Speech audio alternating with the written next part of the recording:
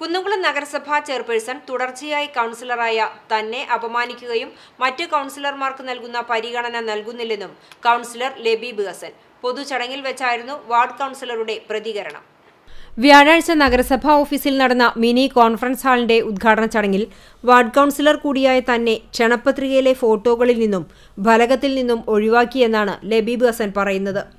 നഗരസഭയുടെ ഓഫീസ് ഉൾപ്പെടെ നിൽക്കുന്ന വാർഡിലെ കൗൺസിലറായ തന്നെ കൗൺസിലിന്റെ തുടക്കം മുതലേ വാർഡിൽ നഗരസഭ നടത്തുന്ന പരിപാടികളിൽ ഒന്നും ഉൾപ്പെടുത്തിയിരുന്നില്ല എന്നും ലബീബ് ഹസൻ പറഞ്ഞു. പിന്നീട് ഈ വിഷയത്തിൽ സമരപരിപാടികൾ സംഘടിപ്പിക്കുകയും ആരോഗ്യ standing committee chairman T Somasekharan, Congress party കക്ഷി നേതാവ് ബിജു സി ബേബി എന്നിവർ ചെയർപേഴ്സണുമായി നടത്തിയ ചർച്ചകൾക്കൊടുവിലാണ് പരിപാടികളിൽ ആശംസാ പ്രസംഗത്തിനായി ഉൾപ്പെടുത്താൻ തുടങ്ങിയതെന്നും അദ്ദേഹം കൂട്ടിച്ചേർത്തു.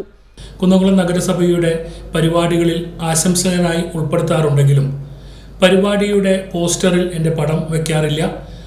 അതുപോലെ തന്നെ പരിപാടിയുടെ ഫലകങ്ങളിൽ എൻ്റെ പേര് ഉൾപ്പെടുത്താറില്ല.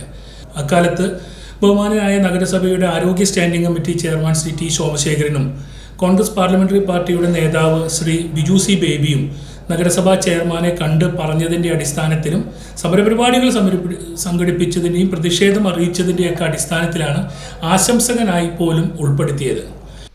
മറ്റു വാർഡുകളിലൊക്കെ പരിപാടി നടക്കുന്ന വാർഡിലെ കൗൺസിലറുടെ ഫോട്ടോ ക്ഷണപത്രികയിലും പേര് ഫലകത്തിലും chairperson, vice chairperson, standing committee ചെയർമാൻമാർ എന്നിവരോടൊപ്പം ഉൾപ്പെടുത്തുക പതിവുള്ളതാണ്. നഗരസഭാ കോമ്പൗണ്ടിൽ കുട്ടികളുടെ പാർക്കിനോട് ചേർന്ന് നിർമ്മിച്ച ട്രീറ്റ്മെന്റ് പ്ലാന്റിന്റെ ഉദ്ഘാടനത്തിലും നഗരസഭാ ഓഫീസിലെ 1ാം നിലയിലെ കുടുംബശ്രീ ഓഫീസിന്റെ ഉദ്ഘാടന ചടങ്ങിലും തഴയപ്പെട്ടതിനെ തുടർന്നാണ് വ്യാഴാഴ്ച നഗരസഭാ ഓഫീസിൽ നടന്ന ചടങ്ങിൽ ആശംസകനായി ഉൾപ്പെടുത്തിയ ലബീബ് ഹസൻ തന്റെ ആശംസാ പ്രസംഗത്തിൽ തന്നോട് മാത്രം കാണിക്കുന്ന അവഗണനയെക്കുറിച്ച് രൂക്ഷമായ ഭാഷയിൽ പ്രതികരിച്ചത്.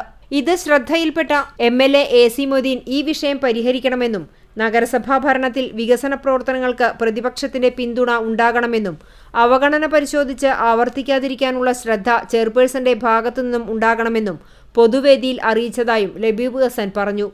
CCTV news, Kunnamkulam.